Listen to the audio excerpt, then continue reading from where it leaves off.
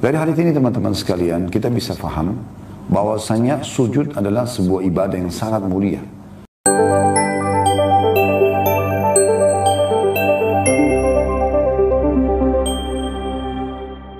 Assalamualaikum warahmatullahi wabarakatuh. Alhamdulillah wassalatu wassalamu ala Rasulillah. Segala puji dan puja kehadirat Allah Subhanahu wa taala, juga salawat dan taslim kepada Nabi besar Muhammad sallallahu alaihi wa ala alihi wa sahbihi wasallam. Dan saat ini kita akan bahas tentang masalah satu amalan mulia, sujud.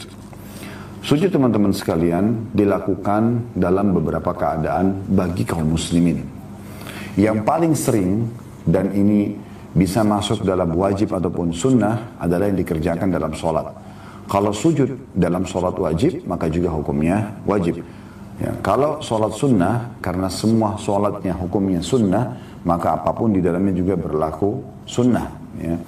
Dan ini adalah amal yang paling sering kita lakukan. Karena sholat wajib aja dalam sehari bisa 5 waktu sholat. Kita sudah tahu subuh, duhur, asar, maghrib, isya.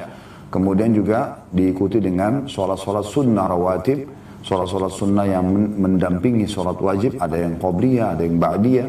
Kemudian juga sholat-sholat sunnah tambahan yang sifatnya sunnah muakkadah sangat ditekankan seperti sholat malam, sholat duha, dan ada juga sholat-sholat tambahan tatawwu yang seperti tahiyat masjid, sholat taubat, dan sholat-sholat yang lainnya tentunya, yang mungkin butuh bahasan sendiri kalau ingin dirincikan. Tapi kita sedang ingin menitik beratkan tentang masalah sujudnya. Nanti akan panjang lebar kita bahas insyaAllah biidnillahi ta'ala tentang masalah apa yang akan dibahas, dimaksudkan oleh penulis dari yang dipaparkan di sini. Kemudian juga ada sujud tilawah. Sujud tilawah dilakukan pada saat seorang muslim atau muslimah, baik dalam sholat atau di luar sholat, kalau terlewat ayat, potongan ayat yang memerintahkan atau menganjurkan kita untuk sujud, maka kita pun sujud. Kalau dalam sholat misalnya, dia lagi baca tentang ayat sujud. Contoh misalnya dalam akhir surah ya, Al-Alaq ya, Iqra bismi rabbikal ladzi khalaq, akhir surahnya, akhir ayatnya itu ada tentang sujud ya. Kemudian juga ada potongan ayat di dalam surah Al-Hajj, ada juga dalam surah As-Sajdah, dan beberapa ayat-ayat yang lain itu memerintahkan kita untuk sujud. Maka seorang yang sholat sendiri atau berjamaah disunnahkan untuk sujud, kemudian dia kembali bangun lagi, lalu melanjutkan beberapa ayat, baik dari lanjutan surah atau dari ayat-ayat yang lain. Kalau misalnya ayat tilawah itu berada di akhir surah, maka dia boleh melanjutkan dengan surah yang lainnya. Kalau berada di tengah-tengah surah, maka anjuran ulama adalah melanjutkan setelah ayat sajadah itu. Ini dalam sholat. Di luar sholat sama juga kalau Anda lagi baca Quran, kemudian terlintas ayat tentang sujud, di sini sunnahnya Anda sujud. Tentu boleh saja kalau Anda tidak sujud karena ini adalah sunnah ya. Tapi ini jenis sujud yang dianjurkan. Dan sekarang alhamdulillah dengan adanya teknologi, perkembangan di percetakan ya, Al-Quran itu sudah diberikan tanda, biasanya diberikan garis atau diberikan tanda seperti kubah atau apa saja yang sekarang mungkin cukup banyak orang yang berijtihad ya untuk mempermudah agar umat Islam faham kalau ini adalah ayat tentang sujud ya. Kemudian yang ketiga adalah sujud syukur. Sujud syukur ya. Nah, sujud syukur ini nanti akan kita bahas insyaallah panjang lebar biidznillah taala di saat memang kita mendapatkan informasi yang menggembirakan. Apakah itu nikmat ataupun selamat dari musibah ya. Tapi ulama membatasi sujud syukur ini pada nikmat yang tidak terus-menerus. Kayak misalnya kita tidak perlu sujud syukur dengan oksigen yang setiap saat kita bisa dapatkan, atau cahaya yang setiap saat bisa ditangkap oleh mata kita, atau berfungsinya anggota tubuh kita dan memang kita setiap hari tetap kita syukuri, tapi tidak butuh sujud syukur secara khusus. Tapi kalau nikmat yang jarang terjadi, Anda lulus kuliah, Anda diterima pekerjaan, Anda sembuh dari penyakit, Anda selamat dari satu musibah, bencana misalnya, maka Anda sujud syukur di sini ya. Nah, sujud tilawah dan sujud syukur kalau dalam sholat tentu sudah jelas harus ada wudu ya. Kalau di luar pun tetap anjuran ulama dalam keadaan suci, menghadap kiblat, tutup aurat. Anda sujud tilawah dan juga sujud syukur. Anda sujud tilawah dan sujud syukur. Nanti kita akan lebih panjang lebar bahas tentang masalah ini insya Allah. Baik, ini tentang masalah judulnya. Kita akan masuk teman-teman sekalian, saya akan bacakan dulu apa yang ditulis oleh penulis di sini, baru kemudian kita seperti biasa menjelaskan lebih panjang lebar atau mensyarah lebih panjang lebar tentang masalah ini. Baik, di halaman 69 di amal ke-23 sujud, penulis mengangkat dalil dari Ma'dan bin Abi Talha al-Ya'mari. Dia berkata, saya bertemu Thauban radhiyallahu anhu. Jadi Ma'dan ini seorang tabi'in. Thauban adalah sahabat, pembantu Rasulullah sallallahu alaihi wasallam. Ku katakan, kata Ma'dan, tolong beritahu aku sebuah amalan yang aku lakukan agar Allah memasukkan aku ke surga, atau amal perbuatan yang paling dicintai oleh Allah subhanahu wa ta'ala. Lalu kemudian Thauban pun terdiam. Di situ dikatakan dia terdiam, maksudnya Thauban, ini nama pembantu Nabi, terdiam. Lalu aku bertanya lagi, tapi dia masih diam. Lalu untuk ketiga kalinya aku bertanya, maka dia menjawab, saya pernah menanyakan hal itu kepada Rasulullah sallallahu alaihi wasallam, maka beliau pun menjawab, "Alaika bi kathratis sujudi lillah, fa innaka la tasjudu lillahi sajdatan illa rafa'aka Allah biha darajah wa hatta 'anka biha khati'ah." Kata Nabi SAW kepada Thauban, dan ini Thauban sampaikan kepada Ma'dan apa yang pernah dia dengarkan dari Nabi SAW. Hendaklah engkau memperbanyak sujud kepada Allah. Kalau ingin masuk surga, ingin dicintai oleh Allah, hendaklah engkau memperbanyak sujud kepada Allah. Karena sungguhnya tidaklah engkau sujud kepada Allah sekali, kecuali dengannya Allah pasti akan mengangkatmu satu derajat dan menghapus dengannya satu dosa darimu. Ma'dan berkata dari hadits ini, kemudian kutemui Abu Darda radhiyallahu anhu dan kutanyakan kepadanya hal itu. Kemudian dia menjawab padaku seperti jawaban Thauban kepadaku. Hadis ini diriwayatkan oleh Imam Muslim. Dari hadis ini teman-teman sekalian, kita bisa faham bahwasanya sujud adalah sebuah ibadah yang sangat mulia. Terbukti pertanyaan di sini Ma'dan kepada Thauban, ya, tentang amalan apa yang paling Allah cintai. Tunjukkan aku amalan yang bisa memasukkanku dalam surga. Dan Thauban menjawab sesuai dengan apa yang pernah dia dengarkan langsung dari Nabi SAW pada saat Thauban hidup bersama Nabi SAW di masa hidupnya Nabi SAW, dan menanyakan pertanyaan yang sama. Ya Rasulullah, tolong tunjukkan kepadaku amalan yang amalan ini seperti khusus dia lebih mempermudah aku masuk ke dalam surga. Ya, artinya di antara semua amalan-amalan itu amalan akan membawa ke dalam surga, tapi ada amalan mungkin yang Anda lebih rekomendasikan, ya, yang aku kalau kerjakan atau aku akan dicintai oleh Allah Subhanahu wa taala, atau dan akan dicintai oleh Allah Subhanahu wa taala. Maka Nabi SAW pun menyebutkan hadis ini, ya, bahwasanya kamu harus memperbanyak sujud kepada Allah Subhanahu wa taala. Nah, ini amalan yang sangat mulia, menunjukkan kedudukan sujud itu sendiri. Kemudian pelajaran kedua dari hadis adalah siapapun yang sujud kepada Allah Subhanahu wa taala, apakah sujud dalam sholat wajib, sholat sunnah, sujud tilawah tadi, ya, karena membaca ayat sujud, atau sujud syukur, ya, karena berterima kasih kepada Allah, maka orang seperti ini, ya, akan mendapatkan satu kali sujud pengangkatan satu derajat di surga. Ini menandakan berarti surga itu punya derajat yang sangat banyak. Anda bisa bayangkan kalau Anda hidup 80 tahun dan anggaplah, ya, 10 tahun atau 15 tahun masa sebelum balik belum tercatat, tapi setelahnya berarti Anda kalau 80 tahun ada 65 tahun Anda sujud kepada Allah sampai wafat, dan satu sujud bisa mengangkat satu derajat dan menghapus satu dosa. Ya, kira-kira berapa banyak derajat yang Anda bisa dapatkan? 80 tahun, satu hari ada 365, satu tahun ada 365 hari. Kalau satu hari Anda sujud satu kali saja, dan itu tidak mungkin, karena sholat 5 waktu saja, rakaat pertama 2 kali sujud, rakaat kedua 2 kali sujud. Itu kalau subuh berarti sudah 4 kali sujud. Kalau duhur berarti Anda sujud 8 kali karena 4 rakaat. Berarti sholat wajib di subuh ada 4, di duhur ada 8, sudah 12 sujud. Di asar ada 8, sudah 20 sujud. Kemudian di maghrib ada 6 sujud, ya. berarti 26. Dan di Isya ada 8 lagi. Ya. Berarti ada 34 sujud ya, yang Anda lakukan di sholat wajib. Itu belum sholat sunnahnya. Jadi dalam sehari bisa puluhan bahkan ratusan sujud Anda lakukan kepada Allah Subhanahu Wa Taala. Karena kalau kita bicara misalnya orang sholat duha 4 rakaat aja misalnya, belum sholat qobliyah subuh, belum 2 rakaat, belum qobliyah duhur 4 rakaat, ba'diyah duhur 4 rakaat, qobliyah asar 4 rakaat, qobliyah dan ba'diyah maghrib 2 rakaat, qobliyah dan ba'diyah isya 2 rakaat, belum sholat tahajud yang 11 rakaat.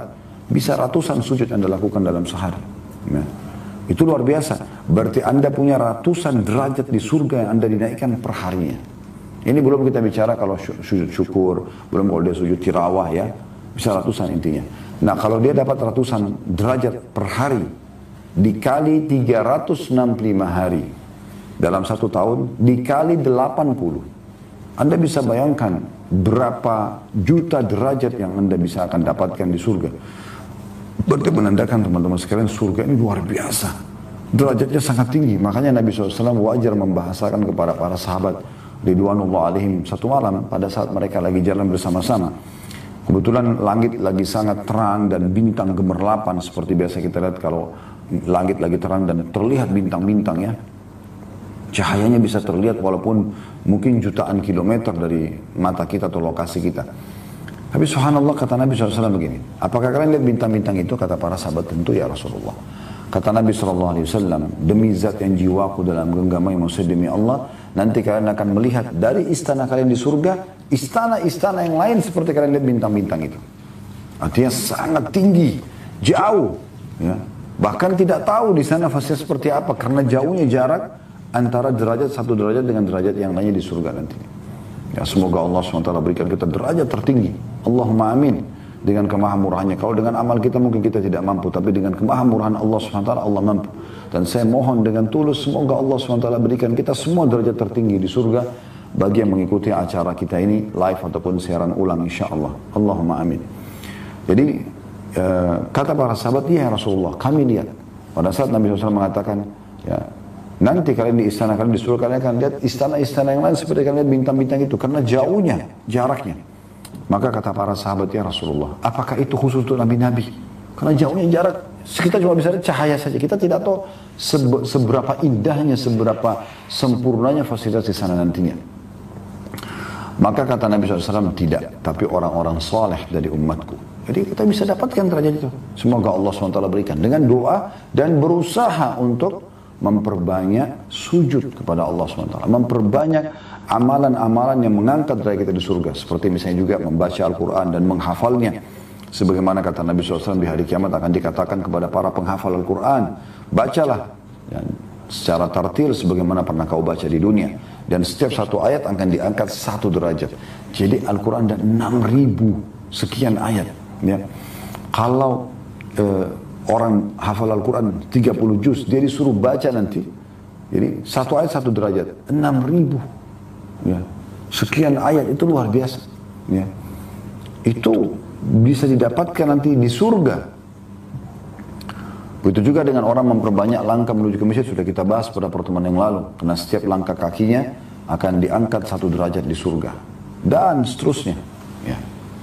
Banyak sekali cara-cara untuk mendapatkan derajat di surga. Tapi yang jelas ya ini satu hal yang luar biasa yang menunjukkan tentang sujud itu akan menambah derajat kita di surga dan menandakan bahwasanya memang di surga itu tinggi sekali derajatnya. Jadi jangan sia-siakan. Karena nanti orang di akhirat tidak bisa menentukan ya Allah saya mau derajat yang kesekian, tapi amal Anda di sekarang di dunia ini mumpung Allah kasih kesempatan untuk menentukan derajat Anda di surga nanti. Dan faedah yang ketiga adanya pembersihan dosa. Ya.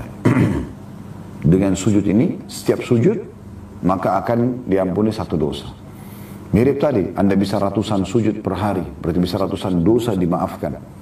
Selain istighfar Anda, selain langkah kaki menuju ke masjid Anda, selain Anda beramal soleh dan sedekah, bakti pada orang tua, jenguk orang sakit, nasihat yang baik, majelis ilmu, banyak sekali pembersihan dosa dan peninggian derajat yang luar biasa di sisi Allah Subhanahu wa taala. Nah, ini 3 buah faedah yang bisa kita ambil dari hadis, ya.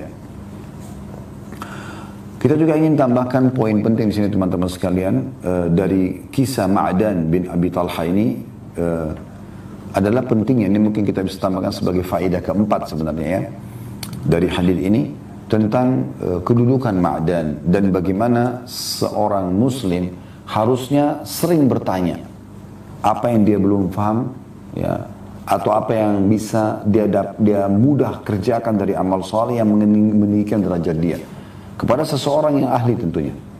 Anda hadir, dengarkan ceramah, dengarkan tilawah Al-Quran, ya, terjemahannya, tafsirnya, lalu kemudian Anda tanyakan. Nah, pertanyaan Anda ini sangat penting. Seperti di sini pertanyaan Ma'dan kepada Thauban.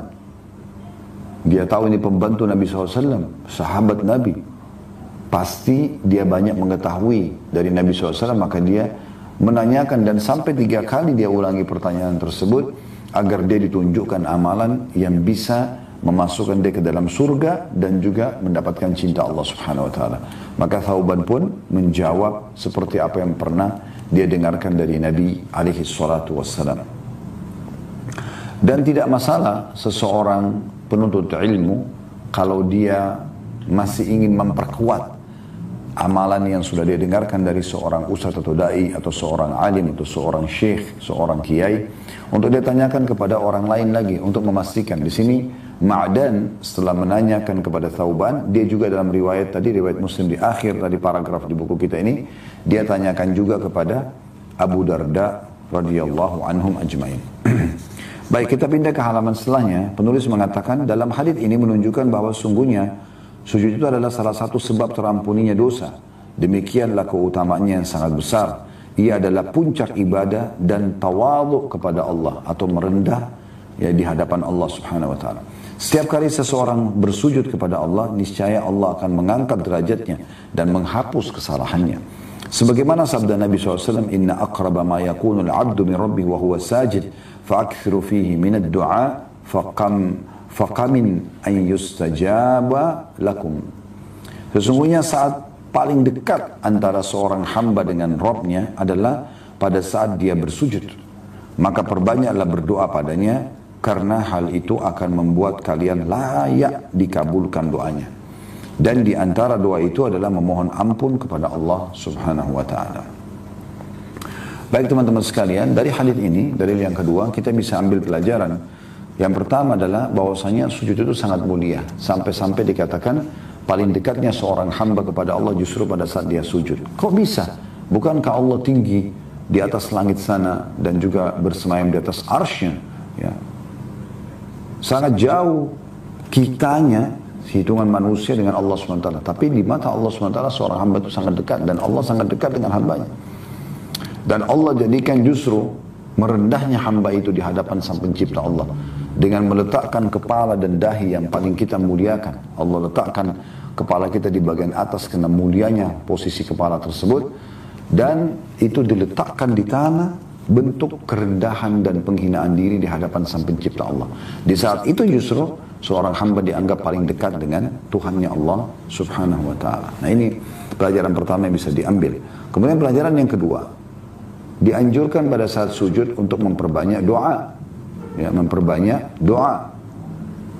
Dan doa-doa ini boleh Anda panjatkan hajat-hajat Anda. Cuman saja memang penekanan para ulama terutama dalam mazhab Syafi'iyah agar menggunakan bahasa Arab, agar menggunakan bahasa Arab, ya, karena memang beliau Imam Syafi'i tidak melihat sama sekali bolehnya orang menggunakan bahasa selain bahasa Arab dalam doa di sujudnya. Nah, kalau Anda mau lebih tepat, Anda pilih saja dan mempelajari doa-doa sujud yang diajarkan dalam sholat oleh Nabi SAW. Karena ada banyak ragam ya, seperti Subhana Rabbil A'la, Subhana Rabbil A'la wa bihamdi, Subuhun Kudusun Rabbul Malaikati wal Ruh, Subhanallah Subhanadil Jabaruti wal Malakuti wal Kibriyai wal Azama, Subhanakallahumma bihamdika Allahumma gfirli, wa Allahumma laka sajadtu wa bika amantu wa laka aslamtu, sajada wajri alladhi khalaqa wa sawwara fatabarakallahu ahsanul khaliqin. Allahumma gfirli dhanbi kullah, dikkah wa jilla awwal wa akhir wa alaniyata wa sirrah, Allahumma inni a'udzu biridhaka min sakhatik wa bi mu'afatika min 'uqubatik fa bika minka la uhsi thana'an 'alaika anta kama athnaita 'ala nafsik. Jadi doa-doa ini banyak sekali pilihannya yang sudah disunnahkan oleh Nabi SAW. Maka yang paling tepat Anda baca doa-doa ini dengan meyakini bahwasanya inilah doa terbaik yang dipilihkan oleh Allah Subhanahu wa taala. Namun kalau Anda punya hajat, Anda boleh sampaikan, cuma Anda usahakan bisa membacanya dalam bahasa Arab. Itu jauh lebih baik, ya. Anda lagi sakit, Anda mengatakan ya Syafi, wahai zat yang maha penyembuh penyakit, ishfini, sembuhkanlah aku. Contoh saja, ya. Seperti itu kurang lebih gambarannya, ya. Dan di sini dikatakan doa yang dipanjatkan pada saat sujud itu adalah sangat layak untuk dikabulkan. Sangat layak untuk dikabulkan. Nah, ini teman-teman sekalian penjelasan paparan penulis tentunya. Nah, seperti biasa kita tentunya akan masuk kepada syarah lebih jauh, panjang lebar membahas tentang sujud ini, ya. Baik. Yang pertama teman-teman sekalian yang harus kita perhatikan, ya, yaitu tentang masalah sujud syukur dulu, ya. Saya ingin membahas tentang sujud syukur. Sujud syukur ini teman-teman sekalian landasan hukumnya adalah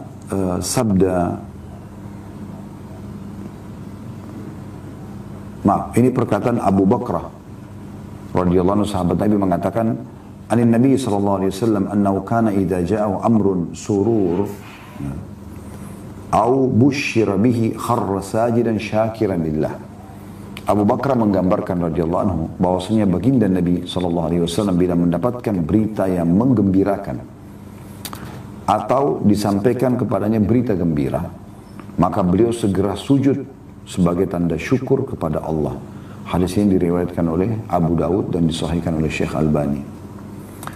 Juga dari hadis Ka'ab bin Malik radhiyallahu anhu yang diriwayatkan oleh Imam Bukhari, di mana ketika beliau diberitahu bahwasanya Ka'ab atau taubat Ka'ab di kasus Ka'ab tidak hadir di perang Tabuk, maka beliau pun tersungkur bersujud kepada Allah Subhanahu wa taala. Ya. Hukum sujud ini sendiri, ya, itu lebih kepada sunnah, sebagaimana disepakati oleh ulama Syafi'iyah dan Hanabilah, atau yang mengikuti madhab Syafi'i dan juga madhab Imam Ahmad. Sujud syukur ini teman-teman sekalian, ya, ketika orang dikaruniai anak, ketika dia lolos dari satu musibah akan menimpa dia, atau ada sesuatu nikmat yang dia rasakan, yang nikmat ini datang kepadanya dan besar, ya. Dia berhasil menikah dengan orang yang dia inginkan, dia berhasil masuk ke dalam satu proyek, ya. Namun ulama Syafi'i dan Hanabilah, ini mayoritasnya mereka mengatakan la yushra' as-sujud listimrarin ni'ami li'annaha la tanqati'. Hanya saja tidak disyariatkan untuk disunnahkan sujud syukur karena mendapatkan nikmat yang sifatnya terus-menerus yang tidak pernah terputus. Nah, saya bilang tadi contoh oksigen yang kita hirup misalnya itu tidak membutuhkan untuk, ya, sujud syukur secara khusus, ya. Tapi nikmat-nikmat yang memang bukan tiap hari. Tentu kita tetap syukuri, ya, kesehatan yang Allah berikan, kita bisa menghirup oksigen dengan baik, kita bisa makan sampai kenyang, ya, dan seterusnya. Ini kita syukuri. Tapi syukurnya dengan alhamdulillah, kita ucap alhamdulillah, lalu kita gunakan nikmat-nikmat yang ada itu di atas ketaatan kepada Allah, itu iya. Tapi sujudnya itu enggak dilakukan dan tidak disyariatkan atau disunnahkan kalau nikmat itu memang yang rutin kita dapatkan, ya. Tapi sujud ini menyempurnakan kalau nikmat itu memang nikmat yang besar yang mungkin bukan hal yang mudah untuk kita dapatkan, ya, atau bukan sebuah rutinitas yang kita dapatkan. Kalau orang luput dari sujud syukur, Ramli rahimahullah mengatakan wa tafutu sajdatu syukur bitulil fasli bainaha wa baina sababiha. Kalau seandainya seseorang itu sudah terlalu lama kejadian nikmat itu berlalu, maka berarti sudah tidak disyariatkan lagi atau disunnahkan untuk dia sujud syukur. Yang disunnahkan seperti riwayat tadi Abu Bakar, riwayat Abu Daud radhiyallahu anhu, di mana beliau menyampaikan Nabi SAW kalau begitu mendapatkan berita langsung sujud. Nah, di situ, ya, yang ditekankan dalam hadis. Jadi bukan berlalu sebulan, 2 bulan, 1 tahun baru Anda sujud syukur. Tidak. Tapi di waktu Anda mendapatkan berita gembira tersebut, Anda langsung sujud syukur. Dan tata caranya adalah dia seperti sujud tilawah. Nah, nanti sujud tilawah sekaligus kita bahas ya. Sebenarnya sujud tilawah yang tadi saya bilang kalau terlintas ayat tentang sujud. Anda sujud dengan 1 kali sujud saja. Ya, cuman memang dalam keadaan suci, menghadap kiblat dan bertakbir pada saat mau sujud. Allahu Akbar, sujud ya, sekali sujud saja. Bacaannya adalah bacaan sujud. Seperti kalau Anda sujud, baca Subhana Rabbiyal A'la. Atau salah satu dari tadi ada 7 atau 8 doa yang sudah saya sebutkan ya. Subhana Rabbiyal A'la, Subhana Rabbiyal A'la wa bihamdi, pilihannya ya. Yang pertama Subhana Rabbiyal A'la, yang kedua Subhana Rabbiyal A'la wa bihamdi, Anda bisa baca. Yang ketiga Subuhun Qudusun Rabbul Malaikati war Ruh. Anda bisa baca yang keempat Subhanadzil Jabarut wal Malakut wal Kibriyai wal Azamah. Yang kelima Anda bisa baca Subhanakallahumma bihamdika Allahumma gfirli. Yang keenam Anda bisa baca Allahumma laka sajadtu wa bika amantu wa laka aslamtu sajada wajhi alladhi khalaqahu wa sawwara fa tabarakallahu ahsanul khaliqin. Anda juga bisa ya kuatkan kalau Anda mau tambah dengan doa yang tadi Allahumma gfirli dhanbi kullah dikka wujidna awwal wa akhir wa alaniyata wa sirrah. Kemudian juga ditambah dengan doa yang lain Allahumma inni a'udzu biridhaka min sakhatik. Ditambah dengan doa-doa yang kalau Anda mau baca ya. Apapun doa Anda mau baca bisa saja. Tapi kalau Anda mau cukupkan dengan bacaan doa sujud bisa. Ya. Kemudian ya Allah ada tadi tambahan yang ke-8 itu Allahumma inni a'udzu biridhaka min sakhatik wa bi ma'afatika min 'uqubatik wa bika minka la uhsi thana'an 'alaika anta kama athnayta 'ala nafsik. Ini yang ke-8-nya ya. Baik, selanjutnya setelah Anda sujud, Anda baca tadi ya, kemudian Anda bertakbir kembali pada saat bangun ya. Allahu Akbar gitu ya, pada saat bangun dari sujud. Tapi tidak ada salam, tidak ada tasyahud ya. Tidak ada salam, tidak ada tasyahud. Nah, ini dua-duanya sama, sujud tilawah sama sujud syukur ya. Dan sujud syukur ini dikerjakan di luar sholat. Kalau sujud tilawah dalam sholat atau di luar sholat ya, itu bedanya. Kalau sujud syukur karena nikmat ada, kalau sujud tilawah karena ayat tilawah yang ada. Pertama, sujud syukur dikerjakan hanya di luar sholat. Kalau sujud tilawah bisa dalam sholat, kalau pas lewat ayat tentang sujud, dan bisa dikerjakan di luar sholat kalau Anda sedang ya tidak sholat, gitu kan. Anda baca ayat Al-Quran tentang sujud, lalu Anda sujud. Ya. Dan sujud syukur dan sujud tilawah ini, itu hukumnya boleh dikerjakan walaupun di waktu yang terlarang. Ya. Walaupun di waktu yang terlarang. Ya. Jadi kita misalnya, kan habis asar ya, tidak ada sholat sunnah. Kemudian habis subuh tidak ada sholat sunnah, dilarang oleh Nabi SAW karena iblis sedang mengeluarkan tanduknya dan para pengikutnya sedang menyembahnya gitu kan. Makanya tidak ada ba'diyah subuh, tidak ada ba'diyah asar. Dua waktu ini kena dilarang untuk sholat teman-teman sekalian. Tapi sujud boleh, sujud syukur atau sujud tilawah. Kenapa? Karena dia kata para ulama bukan sholat. Yang dilarang adalah sholat, tapi sujud ini boleh saja. Nah, ini berhubungan dengan masalah sujud syukur dan sujud tilawah. Sekarang kita masuk kepada sujud sholat. Nah, di sini teman-teman sekalian, sabda Nabi SAW tadi yang diangkat oleh penulis, yang dikatakan alaika bikathratis sujud, ya, itu masuk dalamnya sujud sholat wajib dan sholat sunnah. Tetapi sebagian ulama lebih menekankan sholat wajib sudah jelas, itu bukan pilihan. Tapi yang ditekankan adalah sholat sunnah. Karena sebenarnya sholat wajib bukan opsional, dia harus Anda kerjakan. Tapi sholat sunnah ini opsional, pilihan. Maka sebagian ulama mengatakan hadis tadi yang disebutkan oleh Thauban radhiyallahu anhu, Nabi SAW mengatakan kepadanya untuk masuk ke dalam surga dan juga untuk mendapatkan cinta Allah, alaika bikathratis sujud, ya. Maka perbanyak sujud, dimaksudnya sholat sunnah di sini. Ada pendapat ulama yang mengatakan sholat sunnah. Tentu sholat wajib masuk dalamnya sujud-sujudnya, tetapi itu memang kewajiban. Kita bicara sekarang alaika bikathrah, kata Nabi SAW, kamu harus perbanyak sujud. Di sini bahasa kathrah itu arahnya kepada perbanyak sholat sunnah. Karena yang boleh diperbanyak sholat sunnah. Kalau sholat wajib tidak diperbanyak, sudah ditentukan waktunya, ditentukan jumlahnya, nggak bisa kita tambah. Tapi kalau kayak sholat duha misalnya, Anda bisa 2 rakaat, Anda bisa 4 rakaat, Anda bisa 8 rakaat. Bahkan ulama mengatakan tidak ada batas dalam sholat duha. Sholat malam misalnya, sholat tahajud, Anda boleh 2 rakaat, Anda itu jumlah minimal, bisa lebih daripada itu terserah. Yang Nabi SAW kerjakan biasa sampai 11 rakaat gabungan antara tahajud dengan sholat witirnya misalnya. Anda bisa sholat taubat, Anda bisa ini dan itu ya. Banyak yang bisa dikerjakan tentunya. Nah, jadi di sini lebih arahnya kepada sholat sunnah ya. Tentu sholat wajib sebagaimana saya ulangi dan akan saya ingatkan lagi, itu sudah bukan pilihan, berarti sudah masuk secara otomatis ya. Tinggal yang dimaksud dengan kathrah, memperbanyak adalah sholat sunnahnya. Baik, sholat sunnah ini teman-teman sekalian banyak sekali manfaatnya.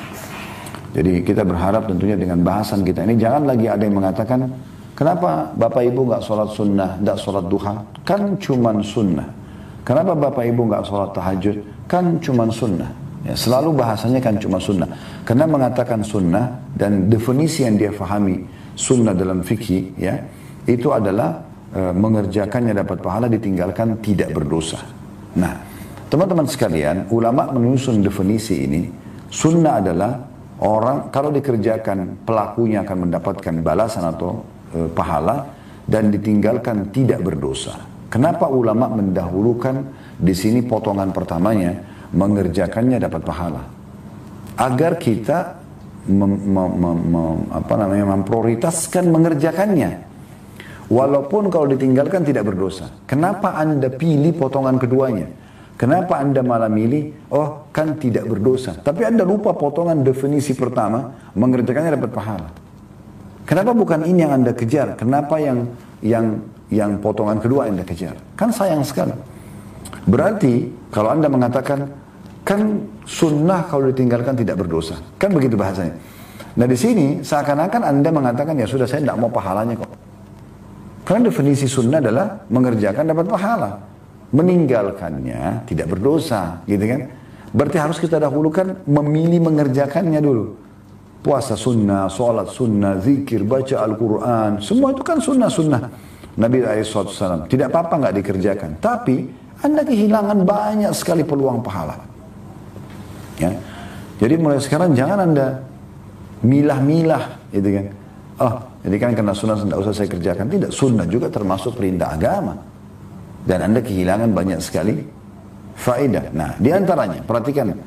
Faedah pertama sholat sunnah adalah dia akan membantu dan menyempurnakan kekurangan timbangan sholat wajib di hari kiamat nanti.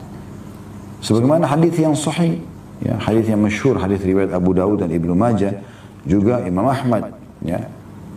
Kata Nabi SAW dari hadits Abu Hurairah radhiyallahu anhu, "Inna awwala ma yuhasabun nasu bihi yaumal qiyamati min a'malihim as-shalah."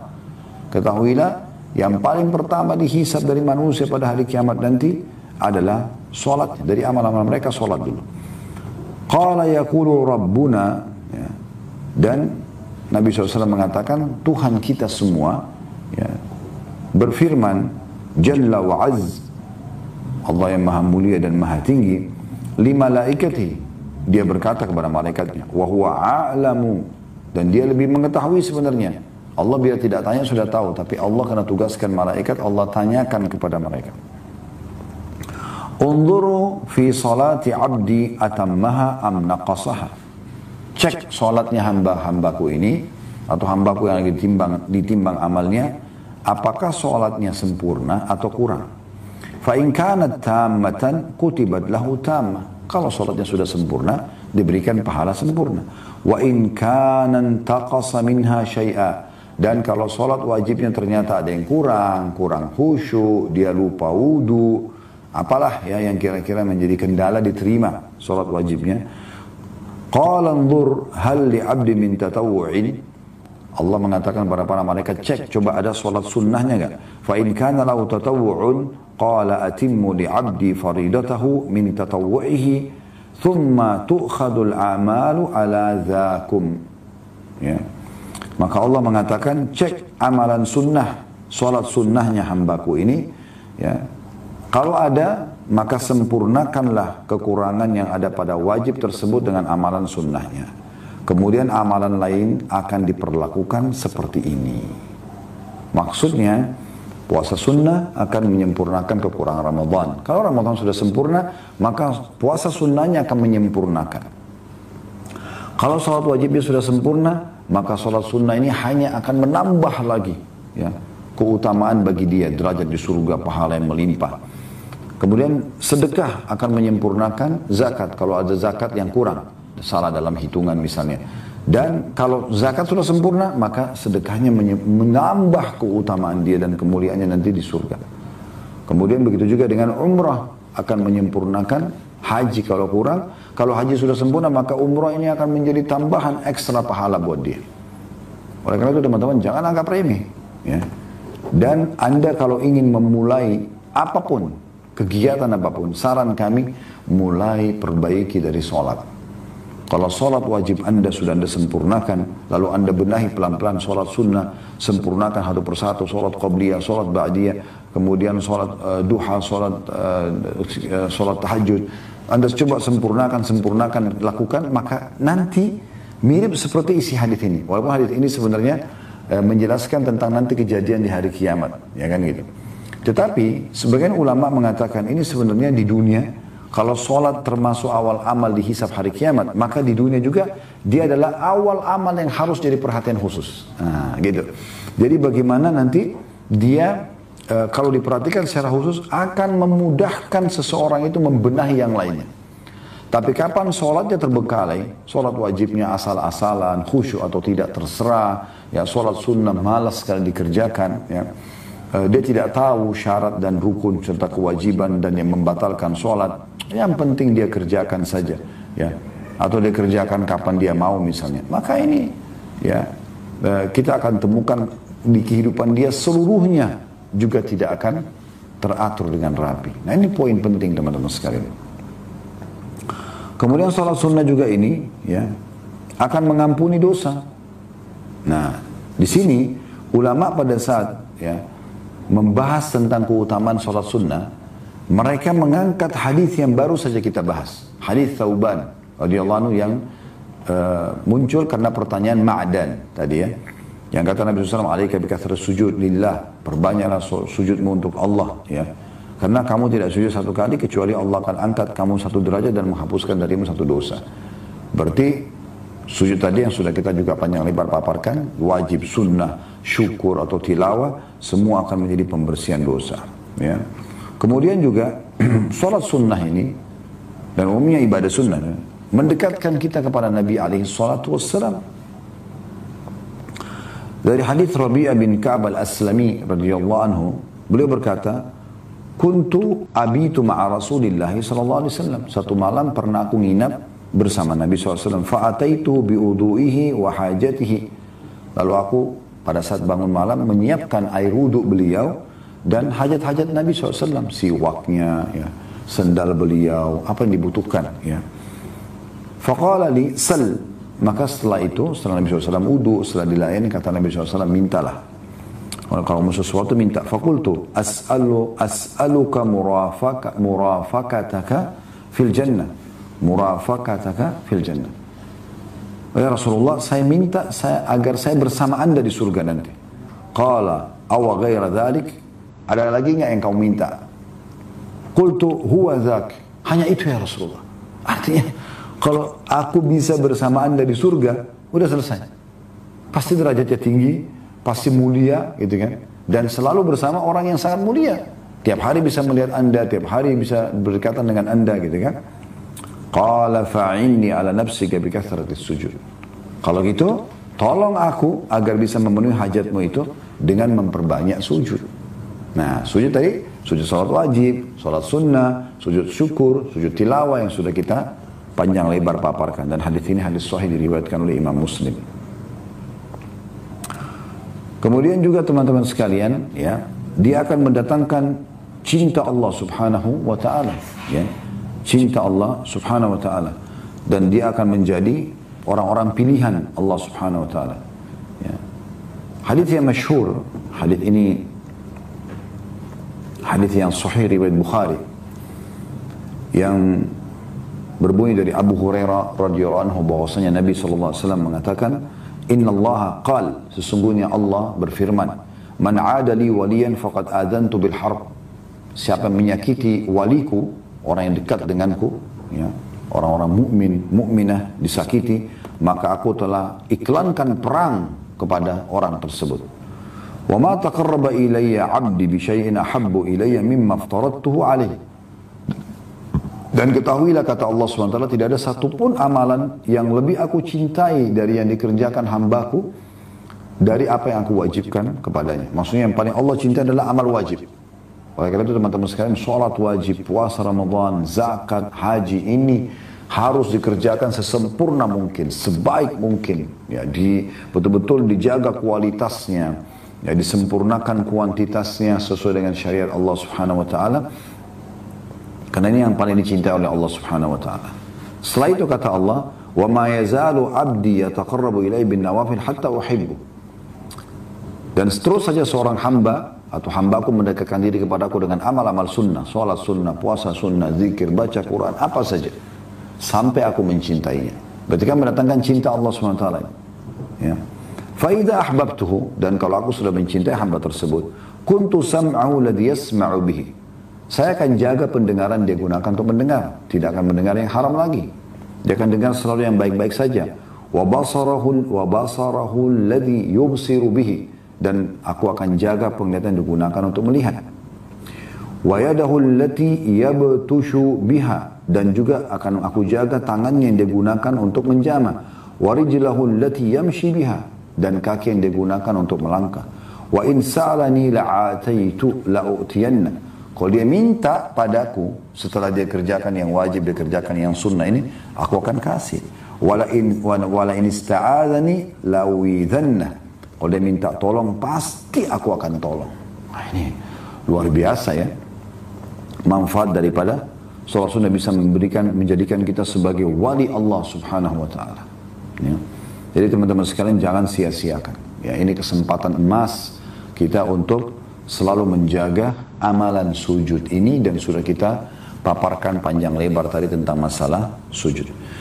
Baik teman-teman sekalian, di penghujung acara kita ini kita mengajak teman-teman sekalian untuk partisipasi mendukung channel dakwah kita ini di YouTube dengan subscribe, like, dan juga loncengnya, sehingga Anda selalu dapat notifikasi yang baik. Berikan komen-komen positif.